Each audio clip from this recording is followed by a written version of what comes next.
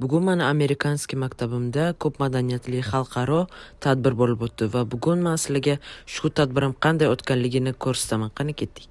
Bu tadbir uchun faqatgina 8-klasslar tayyorgarlik qilishgan. Va kecha bizga xabar jo'natishdi, o'zingizlarning natsional kiyimlaring bilan kelinglar deb. Bu tadbir 4 dan 6 gacha bo'lib o'tdi va biz soat 4:30 da ketdik va men juda kech qolib ketdim, chunki 7:30 da keldim.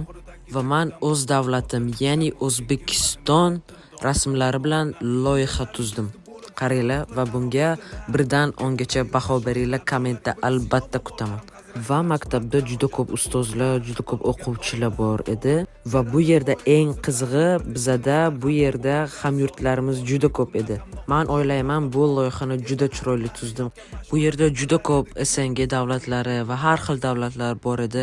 Masalan, Fransiya, bu yerda Ispaniya, O'zbekiston, Ukraina, bu yerda juda ko'p davlatlar bor edi. Loyihamga yaxshilab qaragan bo'lsanglar, kim nimaga e'tibor berdi?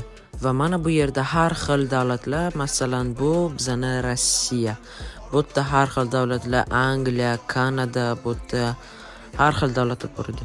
Va men ham o'zimizning milliy kiyimimiz cho'pon bilan bordim, chunki maktab etdi va o'zim ham o'zbek ekanligimdan juda faxrlanaman.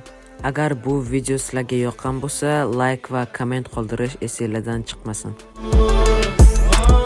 Zaminim belim go'da yanada bepayon, har tomon Samarqand, Buxoro, Xiva tomon. Bo'limga doim meni bo'l